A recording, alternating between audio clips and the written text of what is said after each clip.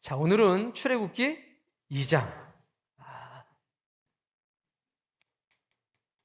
출애굽기 2장.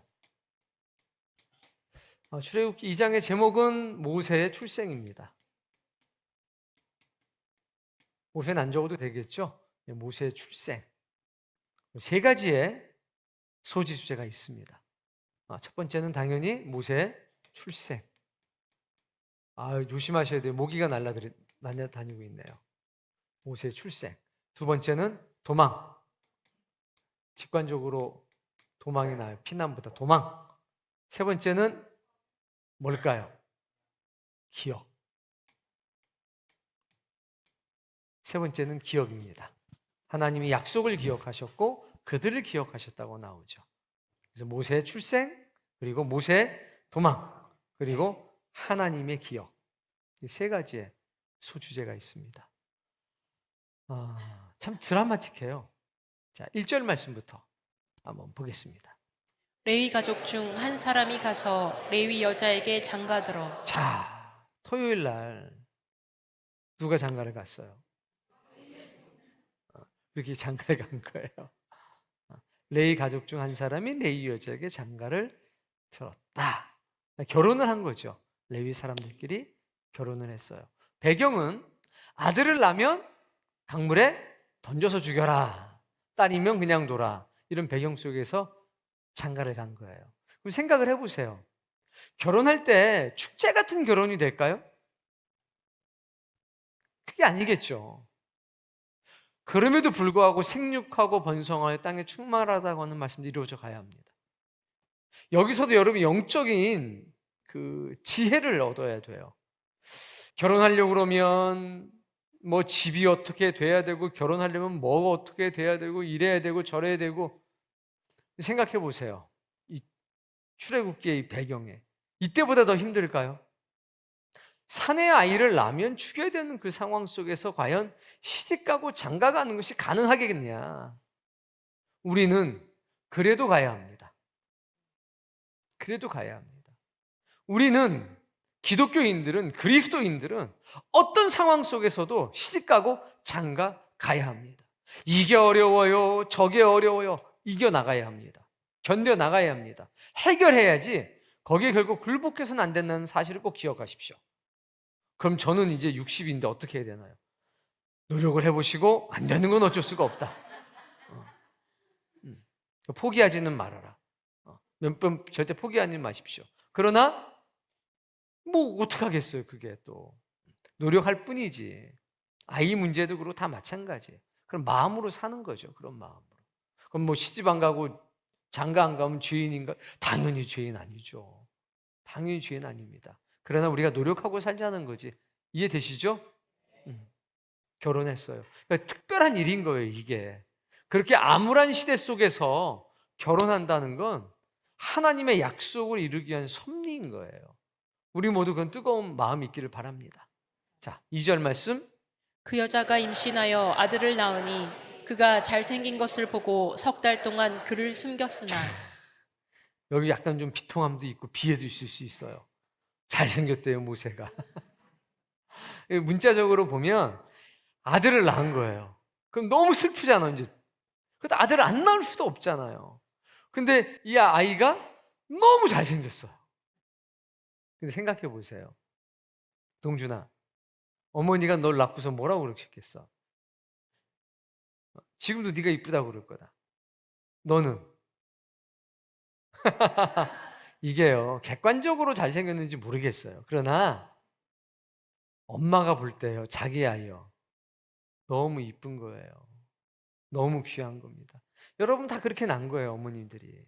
딸이 됐든 아들이 됐든 그가 잘생긴 것을 보고, 자기 새끼인데 얼마나 이뻤겠어요. 항상 비유로 하는 얘기지만 고슴도치가 새끼 나고 나서 뭐라고 그런대요? 넌 어쩜 피부가 이렇게 보드랍니? 그런데잖아요. 잘생겼대요. 그래서 석 달 동안 숨겼어요. 자, 2절에서도 우리가 발견해야 될 건 항상 그런 거죠. 악함이라고 하는 거, 질투라고 하는 거요, 다 어디서 나오냐면 가까운 데서부터 나와요. 이때 심정이 어땠을지를 생각해 보세요. 사내 아이의 울음소리가 나면 어떻게 되겠어요? 그 지역 잔치가 난리가 나겠죠. 왕이 다 죽이라고 한 건데. 그러니까 석 달이라고 하는 것은 정말 그 부모들에게는 여러 가지 고통과 아픔이 교차하는 시간인 거예요. 근데 그때 어떤 선택을 하는지 잘 보셔야 됩니다. 우리도 마찬가지예요. 법이 이래서 안 돼요. 뭐가 이래서 안 돼요. 그러나 길을 찾아야 합니다. 그러니까 이 모세 사건 이 2장에서는요, 그 암울한 시대 속에서도 장가를 가고 결혼을 하고, 그 암울한 시절 가운데서도 아이를 낳고, 도무지 길이 안 보이는 그 상황 속에서도 기도하면서 길을 찾았다는 거죠. 전 우리 교회와 성도들이 그렇게 되길 바랍니다. 포기하지 마세요. 아셨죠? 절망하고 포기하지 마시고 기도하면서 우리 길을 찾자고요. 길을. 반드시 하나님의 때 역사 나타납니다. 자, 숨겼을 때 누가 제일 힘드냐? 주변이에요, 주변. 주변 사람들. 주변 사람. 아이를 갖다 버린 사람도 있을 거잖아요. 그럼 그 사람이 가만히 있질 않는다는 거죠. 그 사람이. 가까운 사람이 참 무서운 거예요. 자, 3절. 더 숨길 수 없게 되면 왜 더 숨길 수가 없어요? 소리가 점점 커지겠죠. 이해되시죠? 자, 읽어봅시다. 그를 위하여 갈대 상자를 가져다가 역청과 나무 진을 칠하고. 자, 거기 이제 갈대가 많거든요. 갈대가 많아요. 그러니까 갈대로 만든 상자를 갖다가 역청과 나무칠을 칠한다. 그럼 마치 뭐 만드는 것 같은 거죠? 저 방주 만드는 것 같은 거예요. 그런데 아이 하나만을 위한 방주인 거죠. 아기를 거기 담았어요. 나의 강가 갈대 사이에 두었습니다. 그냥 한 거 아니죠. 기도하면서 철저하게 계획을 한 겁니다. 4절. 그의 누이가 어떻게 되는지를 알려고 멀리 섰더니. 그래요. 이거는요, 이 갈대 상자는요, 구원의 방주인 거예요. 그러니까 우리가 큰 사람만을 위한 구원의 방주도 만들 수 있는 사람이 되어야 될 것 같습니다.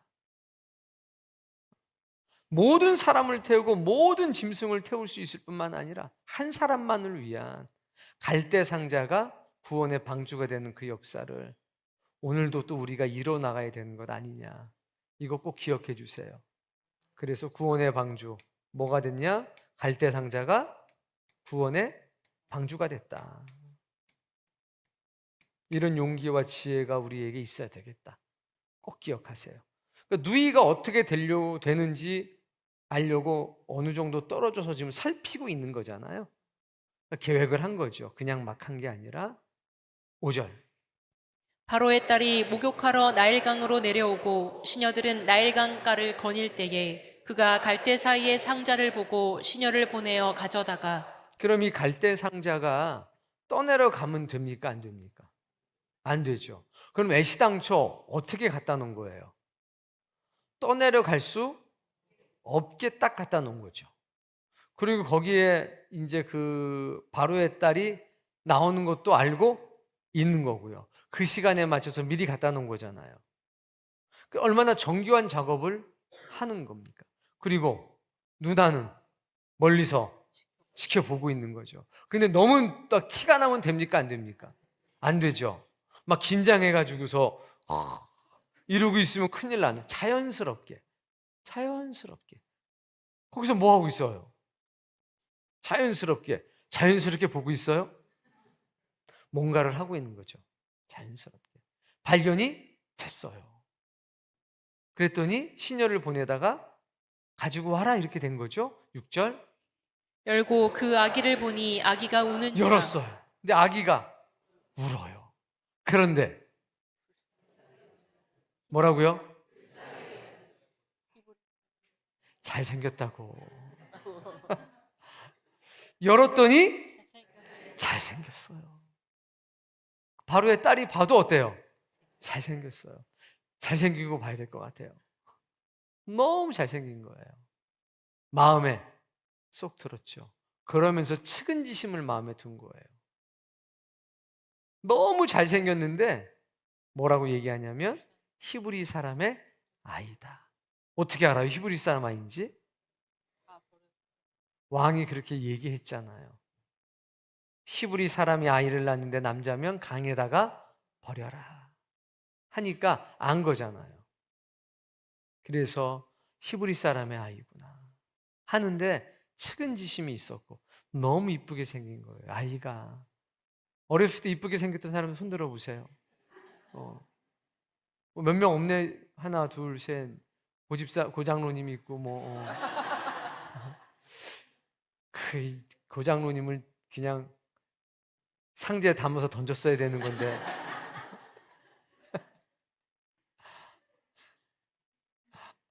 이렇게 된 거예요, 스토리가. 그런데 7절부터는 여러분이 잘 몰라요. 이제 7절부터 잘 보셔야 돼요.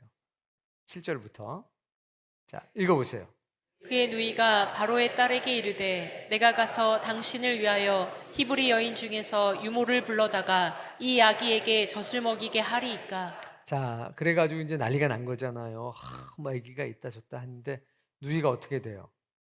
자연스럽게 등장하죠? 자연스럽게 등장한다는 얘기는 뭐예요? 지켜만 보고 있으면 자연스럽게 등장이 돼요? 옆에 친구하고 얘기해 보세요.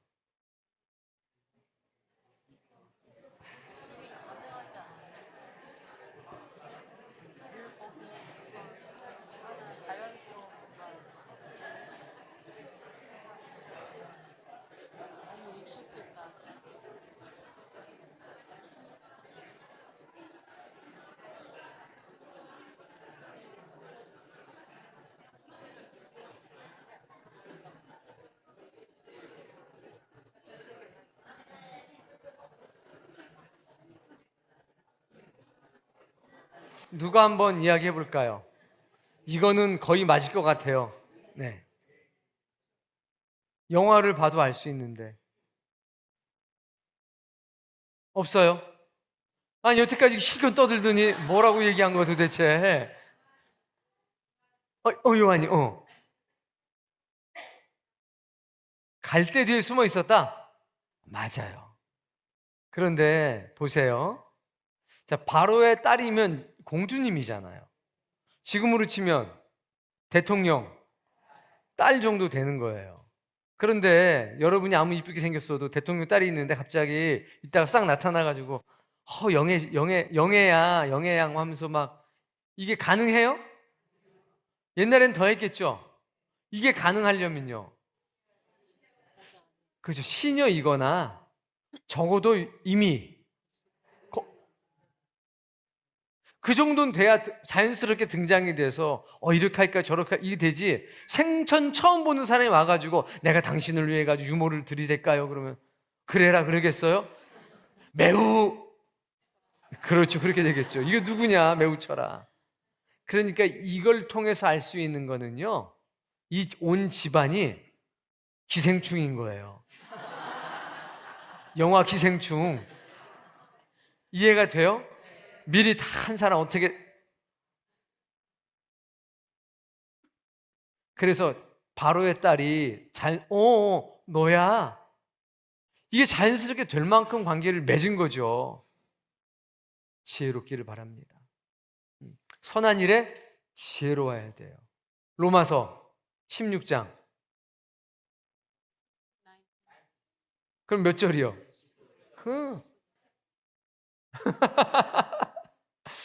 그러니까 지혜로워야 돼요. 선한 일에. 꼭 이 잘 기억하셔야 돼요. 뒤에는 더 놀라워요, 이제. 자, 요 관계가 되니까 자연스럽게 등장이 가능한 거죠. 저기서 있는데 이상한 여자가 있어요. 이게 아니라 쟤는 저기서 저런 일 할 만한 여자지. 이쪽에 호들갑이 막 하니까 자연스럽게 와서 뭐예요? 히브리 애가 있어요. 하니까 그러면 히브리 여인 중에서 유모를 불러다가 젖을 먹이게 할까요? 이게 자연스럽게 되는 거죠. 여러분 같으면 이렇게 자연스럽게 됐을까요? 된다고 얘기하셔야지. 20년을 가르쳤는데. 여러분이 음악회나 웨이집회나 이렇게 하는 거 보면 여러분 이제 그러고도 남을 사람이에요. 너무 자연스럽게. 그럼 이 아이를 젖을 먹일까요? 유모를 불러다가 둘 중에 하나거든요. 보내라. 만약 이게 거절당하면요, 얘는 그냥 죽는 거잖아요. 그럼 이 누이가 이 얘기할 때 어떤 표정으로 얘기해야 돼요? 긴장된 표정으로? 막 절박한 표정으로? 이게 중요한 거예요. 그러니까 이 누나가 살린 거예요. 누가 여기 이 역할을 할 건가? 집안 식구 다 했을 때 너밖에 없다. 이렇게 된 거죠. 오늘 여러분, 이 누이가 여러분 다 되길 바랍니다. 누가 우리를 위해 갈고 할게? 이 누이같이 다. 이게 뭐 짠 거 걸리면 막 다 죽는 거 아니에요. 얼마나 여유롭게 해야 돼요. 근데 심장은 얼마나 뛰었겠냐고요. 침착하게. 공주님, 어떻게 유모를 불러다가 이 아이에게 젖을 먹일까요? 이게 운명을 결정짓는 거잖아요. 하나님의 역사에 출애굽의 대단원의 역사, 여기서부터 막 태동하는 거잖아요. 여기서 삐끗하면요, 그냥 없는 거예요. 이제 잘할 수 있는 사람 손 들어봐요. 멋지다. 멋져요. 여러분 꼭 이렇게 하셔야 돼요. 8절이 되게 중요해요. 8절 읽어보세요. 바로의 딸이 그에게 이르되 가라 하매 그 소녀가 가서 그 아기의 어머니를 불러오니 그 소녀가 가서 그의 아기의 어머니를 불러와요. 누구 불러온 거지? 한마디로? 자기 엄마 불러온 거예요. 자기 엄마이자 그 아이의 엄마를 불러온 거죠. 아마 기생충은 여기서 이 모티브를 얻었을 것 같아요. 스토리를. 자, 9절. 바로의 딸이 그에게 이르되 이 아기를 데려다가 나를 위하여 젖을 먹이라 내가 그 삭슬 주리라 여인이 아기를 데려다가 젖을 먹이더니 자, 8절과 9절 사이에서 여러분이 몰랐던 사실들을 이야기해 보세요. 옆에 친구들하고.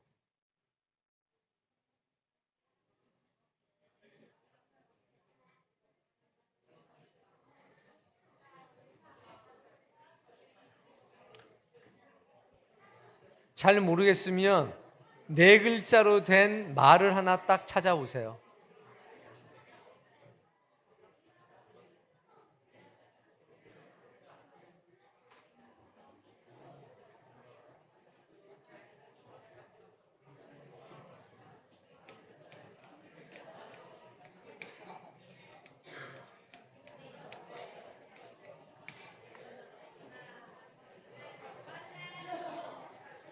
찾으셨나요?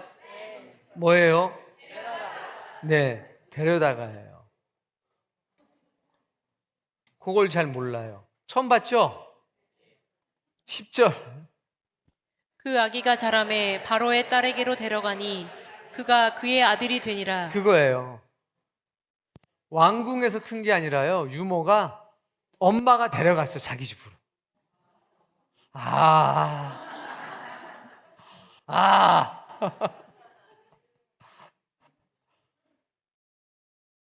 9절. 보세요. 자, 바로의 딸이 그 유모, 히브리 여자한테 얘기를 하는 거예요. 이 아이를 데려다가 나를 위하여 젖을 먹여라. 내가 그의 삭슬 줄 거다. 여인이 아이를 데려다가 젖을 먹여요. 10절.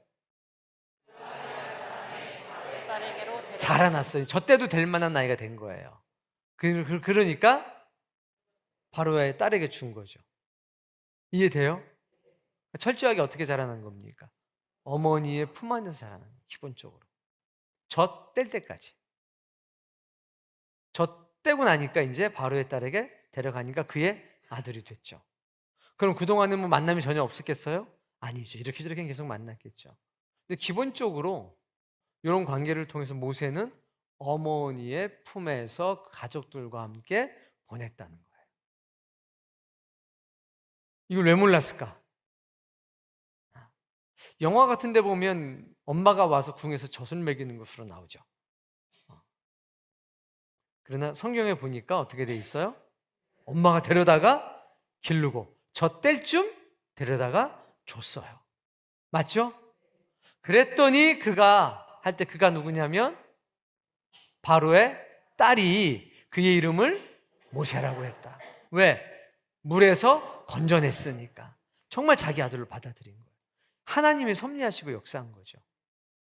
그러나 그 집안 식구들이 얼마나 철저하게 준비했냐는 거예요.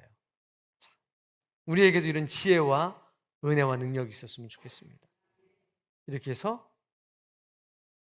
출생의 과정이 탁 나와요. 그리고 이제 11절 말씀을 보면 읽어보세요. 모세가 장성한 후에 한 번은 자기 형제들에게 나가서 그들이 고되게 노동하는 것을 보더니 그러니까 이런 정체성이 있으니까 히브리인들이 고생하는 것을 봤을 때에 뭔가 오는 거죠. 그리고 자기 형제들, 자기 형부터 시작해서 다 관계를 여전히 맺고 있었던 거죠. 자신이 히브리인이라는 것을 충분히 알고 있었던 거죠. 그러니까 히브리인으로서의 정체성이 분명하게 있었단 말입니다. 그러니까 그들이 고생스럽게 일하는 것을 지켜볼 때 마음이 어땠을까요? 아팠죠. 굉장히 아팠죠. 근데 히브리 사람이 자기 형제를 치는 것을 봤다. 그러니까 자기 민족을 쳤는데 뭐라고 표현되어 있어요? 자기 형제를. 그러니까 여러분들이 이런 마음으로 사셔야 돼요. 보니까 어떻게 됐냐? 올라온 거예요. 울컥. 12절. 좌우를 살펴 사람이 없음을 보고 자, 이거 뭐 좌우를 다 살폈어요. 그래가지고 얼마나 화가 났으면 때려 죽였겠어요. 모래 속에 감췄어. 지천이 모래니까. 근데 이게 항상 여기 어떤 놈들이 있어요. 악한 놈들이 있는 거예요. 나쁜 사람들. 어디에? 가까운데. 13절. 이튿날 다시 나가니 바로 그 다음날 나갔더니 이제 히브리 사람들끼리 어떤 이유 때문에 싸우고 있었어요. 잘못한 사람에게 이제 모세가 얘기를 한 거죠. 왕자인데 신분이. 네가 어찌해서 동포를 치냐? 왜 싸우냐? 왜 때리냐? 말린 거잖아요. 잘한 거잖아요. 그랬더니 이 나쁜 놈이 14절. 그가 이르되 누가 너를 우리를 다스리는 자와 재판관으로 삼았느냐? 내가 애국 사람을 죽인 것처럼 나도 죽이려느냐? 이놈이 빤히 그거 아닌 거 알잖아요. 협박하던 거잖아요. 너 어저께 1년도 아니 어제 애국 사람 죽이는 거 내가 봤어. 나도 죽이려고 그래? 야, 네가 뭔데? 이러는 거잖아요. 정말 나쁜 사람이죠? 그러나 우리가 나쁜 사람 될 필요는 없지만 이 악한 자를 통해서 하나님이 일을 이루셔요. 이 일 때문에 어디로 갑니까? 이제 도망을 가지고 광야로. 하나님이 이제 연단시키는 거예요. 왜? 이스라엘 백성 데리고서 광야길을 가야 되니까 광야의 연단을 모세에게 시키는 겁니다. 40년간은 애굽의 모든 것을 배우게 하고 40년간은 광야의 모든 것을 배우게 해서 끌고 나갈 수 있도록 연단을 시킨 거, 훈련을 시킨 거란 말입니다. 누굴 통해서? 악한 사람을 통해서. 우리가 이 악한 사람이 될 필요 있다 없다? 없다. 그러니까 우리가 악한 사람에게 어떤 시련 당할 때 우리 또 그것도 견디고 이기셔야 합니다. 그 원망하고 막 그럴 필요가 없어요. 이기셔야 돼요. 모세가 두려워합니다. 일이 팔로 났다. 이 사람이 안다는 얘기는 나머지도 다 알게 된다는 거잖아요. 15절. 바로가 이 일을 듣고 바로가 이 일을 들었어요. 왕이. 어떻게 알게 됐습니까? 요놈이 가서 얘기한 거죠. 소문낸 거죠. 모세를 죽이려고 해요. 정치적인 라이벌이라는 걸 알 수가 있죠. 승자 독식의 세계니까. 모세가 도망을 쳤습니다. 어디까지? 미디안 땅까지 도망을 갔죠.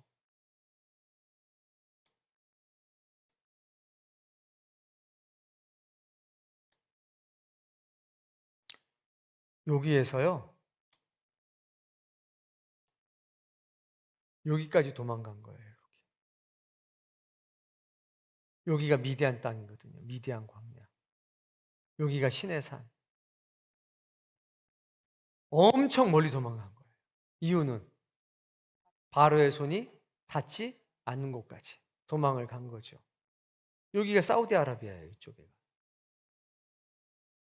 여기서 여기까지 도망을 간 거예요. 아니 목사님 한 번밖에 안 되네요. 이럴 사람 없겠죠. 미디안 땅까지 도망을 갔다. 자, 하루는 어디 앉습니까? 우물. 누구도 우물 곁에 앉았던 사람 한 사람이 있는데 야곱. 그때 누굴 만나요? 목자들도 중요한 거는 양치는 여인을 만나죠. 우물 곁에선 양치는 여인을 만나야 합니다. 우리 재환아 우물 곁에 있어. 기다리고 있어. 반드시 양치는 여자가 오게 될 거야. 16절. 미디안 제사장에게 7 딸이 있었더니 그들이 와서 물을 길어 구유에 채우고 그들의 아버지의 양떼에 먹이려 하는데 자, 여자들이 양떼를 친다는 이야기는 가까운 거리다, 먼 거리다? 가까운 거리다. 가까운 거리는 여자들이 양을 치고 먼 거리는 남자들이 양을 친다. 물을 먹이려고 하는데 17절 목자들이 와서 그들을 쫓는지라. 텃세를 부리는 거죠, 남자들이. 그랬더니 모세가 일어나 그들을 자, 보아 근데 모세는 어떤 사람이다? 도망- 잘생긴 사람이다. 잘생긴 사람. 어렸을 때부터 잘생겼다. 누구처럼? 나처럼. 여러분도 잘생겼어요. 자, 근데 나서가지고 도와주고 양떼에게 물을 먹였어요. 장가를 잘 가려면 우물가를 찾아야 되고, 양치는 여자를 만나야 되고, 기본적으로 여러분처럼 잘생겨야 되고, 그리고 꼭 그 일에 간섭을 해서 양떼에게 물을 먹여야 된다. 이걸 기억하셔야 돼요. 자, 18절. 그들이 그들의 아버지 르우에게 이를 때 이름이 이제 바뀌었죠. 르우엘. 우리가 알고 있기는 이드로. 똑같은 사람이에요. 자, 너희가 오늘은 이렇게 빨리 오냐? 왜? 한참이 걸려야 되는데 순서 기다려야 되고 막 이런 복잡한 과정이 있는데 엄청 빨리 온 거예요. 야, 어떻게 이렇게 빨리 왔냐? 라고 물어보죠. 19절. 그들이 이르되 한 애굽 사람이 우리를 목자들의 손에서 딸이 몇 명이었었죠, 근데? 7명. 기억을 하시는구나. 또 한 명이라고 그럴까봐 나는. 10보라 한 명. 7명이 7딸. 자, 근데 뭐라고 그럽니까? 애굽 사람이라고 딱 집어 얘기하죠. 누구처럼 보인 거예요? 애굽 사람. 철저하게 애굽인으로, 껍데기는 애굽인으로 양육받은 거예요. 그 속은 히브리 사람입니다. 애굽 사람이 우리를 목자의 손에서 건져냈다. 물을 길어서 양떼들에게 먹였다. 아는 거예요, 르우엘이. 뭐를 아느냐? 그 목자들이 얼마나 거센지, 난폭한지 알아요. 근데 혼자서 한 사람이 그 목자들과 싸워서 이겼다고? 그럼 어떤 사람인 겁니까? 잘생긴 사람, 능력 있는 사람, 탐밖에 알 수 있는 거죠. 그럼 어떡하겠어요? 그러니까 사람이 사람을 알아볼 수 있어야 되는 거예요. 아, 그랬냐? 아, 고맙다. 이런 게 아니라 이 상황을 딱 보고 직감적으로, 야, 혼자서 한 애굽 사람이 목자들을 이겨냈다고? 야, 보통 사람 아니다. 이거는 사윗감이다. 딱 알아본 거죠. 20절. 아버지가 딸들에게 이르되 그 사람이 어디에 있느냐. 아버지가 막 서두르잖아, 딸들한테. 야, 그 사람 어디 있냐? 너희가 어찌해서 그 사람을 버려두고 왔냐? 빨리 불러와라. 너무 고맙기도 하지만 뭐가 있는 거예요? 속셈이 있는 거죠. 우리 교회 그런 청년들이 많습니다, 여러분. 잘생기고 용기 있고 지혜로운. 사랑아, 정신 차려라. 지금 중요한 얘기를 하는데 지금. 느우엘도 너무 지혜로운 거예요. 근데 우리가 이런 지혜가 있어야 돼요. 어떤 사실 속에서 딱 캐치를 해야죠. 이해돼요? 그를 청하여 음식을 대접하라. 자, 여기까지 깨달은 걸 한번 이야기 나눠봐요. 여기까지.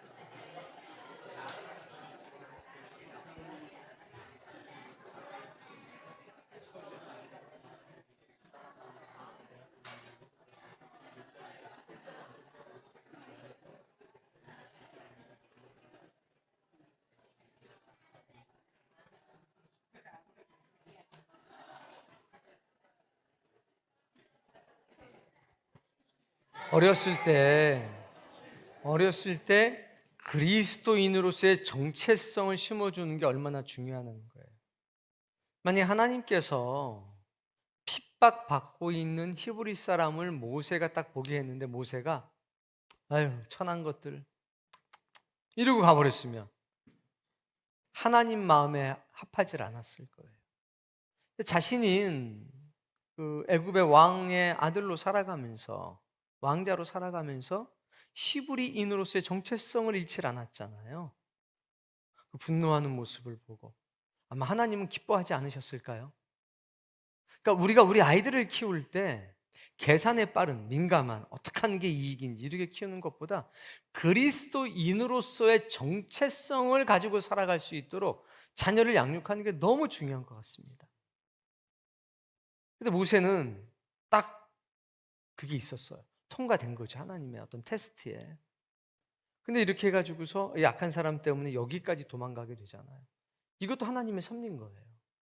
자, 근데 우물 곁에 앉아가지고 낙심하고 절망만 하고 있으면 또 다른 기회를 놓칠 수가 있잖아요. 근데 거기서 누군가가 어려움을 겪게 됐을 때에, 또 여자들이 어려움을 겪게 됐을 때에, 약자들이 억울함을 겪고 있을 때 어떻게 해요?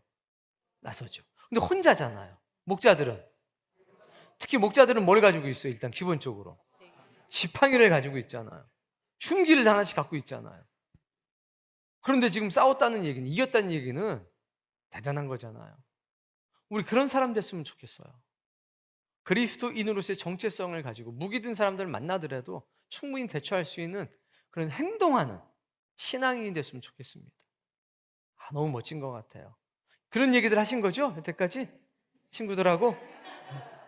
21절. 모세가 그와 동거하기를 기뻐하매 그가 그의 딸 십보라를 모세에게 주었더니 그와 동거하기를 기뻐하며 할 때 이 들어온 거잖아요. 루에. 같이 바로 동거하는 거 아니다 너희들. 그건 나중 얘기다. 결혼한 거는. 그러니까 루엘이 아버지가 너무 기뻐한 거예요. 모세를 너무 좋아한 거예요. 모세도 그가 마음에 들었죠. 그러니까 인격이 된 거예요. 서로가. 모세도 갈 곳이 없잖아요. 근데 이만한 사람이면 내 몸을 의탁해도 되겠다. 아마 이런 얘기 했겠죠. 젊은이, 벌써 애굽 사람인데 여기까지 도망 왔으면요, 뭔가 사연이 있다는 건 다 알 수 있잖아요. 벌써 딱 기품이 막 넘치잖아요. 안 그래요? 옆에 사람 봐요.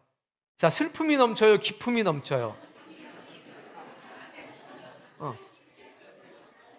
기품이 넘쳐야 돼요. 기쁨이 아니라 기품. 벌써 기품이 넘치고 뭔가 특별하게 보이잖아요. 잘 대해줬겠죠. 근데 모세도 딱 생각하기에 내 인생을 여기 잠깐 맡겨도 되겠다 해서 모세도 그 집에 거하는 걸 기뻐했어요. 아이고, 젊은이, 여기서 이럴 사람은 아닌 것 같지만 우리 딸을 좀 도와가지고 양도 치고 내 집안일을 좀 돌봐주면 어떤가? 내 아들들이 있네만 자네만 못하네 그랴?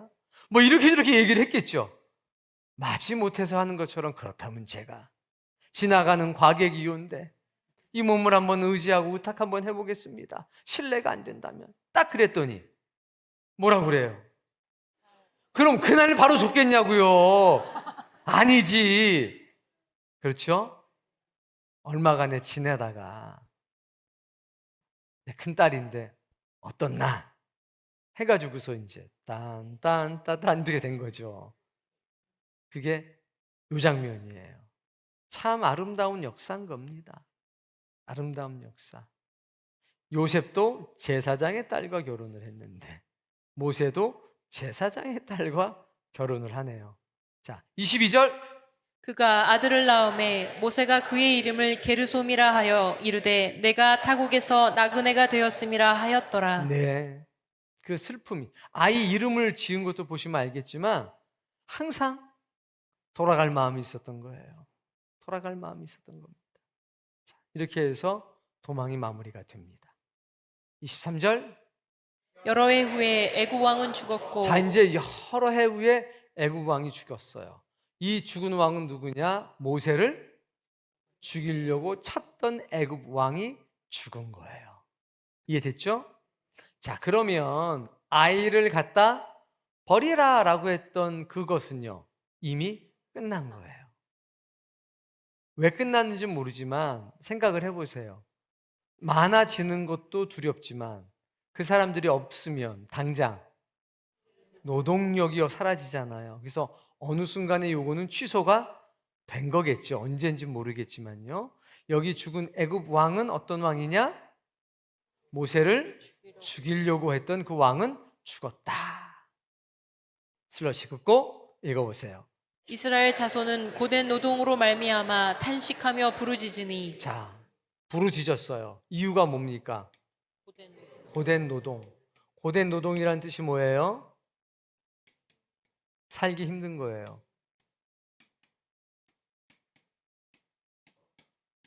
우리로 치면 뭐가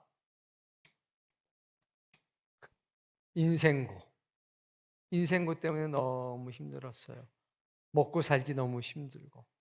그래서 탄식하고 부르짖어요. 누구한테? 하나님께. 하나님께.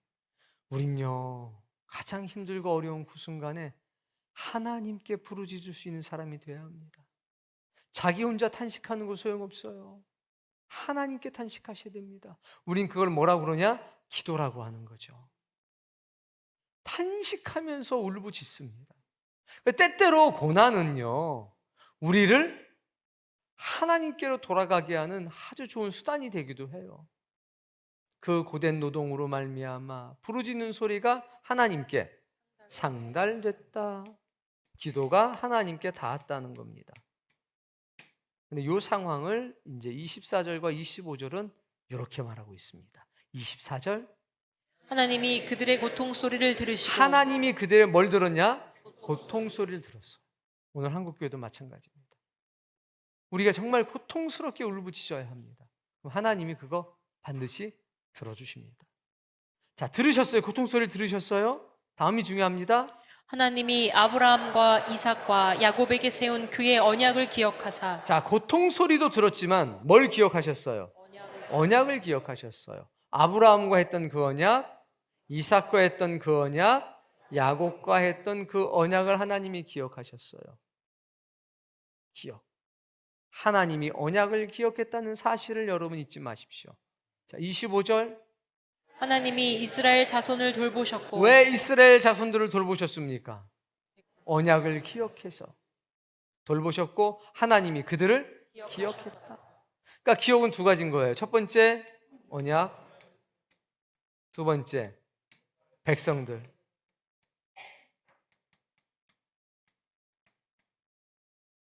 이걸 기억하시는 거예요. 하나님의 언약을 기억하셨고 그게 바탕에서 고통 속에 있는 이스라엘 백성들을 기억하셨어요.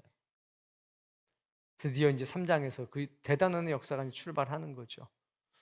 그러니까 우리는 요 기억이라고 하는 파트를 잘 기억하셔야 합니다. 오늘 우리가 힘들고 어렵다. 이때야말로 우리가 하나님께 부르짖을 때입니다. 청년들이 설 자리가 없고 나라가 절체절명의 위기에 빠졌는데 아직도 몰라요. 뭐 대통령이 누가 돼야 되고 정권, 지금 이게 문제가 아니죠. 나라가 0.7명 이하로 무너지고 있어요. 국가의 존립이 정말 풍전등화거든요. 이 위기를 못 느끼는 거예요, 다. 지금 뭐 임금이 조금 올라가고 내려가고 집 어쩌고 저쩌고 이게 문제가 아닌 상황인데 말씀드렸잖아요, 얼마 전에 1000쌍이 결혼을 했으면 남자, 여자 1000명씩이잖아요. 0.7 나면 몇 명 낳는 거예요? 1000쌍이 0.7이면 700명이 되는 거죠. 700명이 되는 건데 실제로는 2000명이 70명이 되는 거잖아요. 700명이 되는 거잖아요. 그럼 700명이 350명, 350명이라고 치면 350쌍이 돼서 다시 거기서 350에 0.7이면 230명 정도 언저리가 되는 거죠. 그렇죠? 가만히 있어봐라. 350이니까 0.7이니까 230명 언저리, 40명 언저리 되는 거예요. 240명이에요. 다시 240명이 120명씩 쪼개져 가지고 되면 이게 그러니까 어마어마하게 줄어드는 거예요.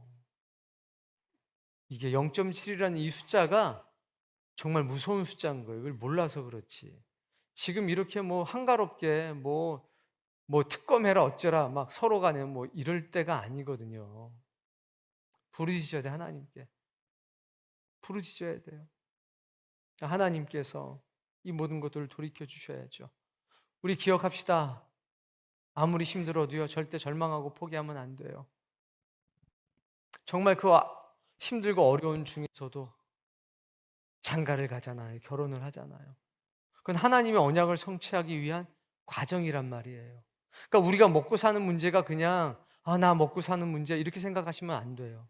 이게 하나님의 뜻을 성취해가는 과정이라는, 그러니까 내가 하나님의 사람으로서, 내가 언약의 사람으로서, 내가 십자가의 사람으로서 이 세상을 살아가고 있다는 것을 기억하셔야 돼요. 우린 그렇게 귀한 존재예요. 이걸 꼭 기억하시기를 바랍니다. 이걸 기억하고 살아가면 그 안에서 선하고 지혜로운 수많은 일들이 나타나게 될 겁니다. 출애굽기 2장이 굉장한 의미를 많이 담고 있습니다. 이것들 여러분이 마음에 잘 담으시고 기도하시고 또 기회가 된다면 더 깊은 은혜들을 나누면서 살아가기를 바랍니다.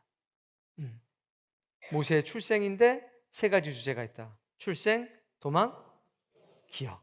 너무나 소중한 주제들이죠, 그 안에. 이것이 여러분에게 생명의 양식 되길 바랍니다.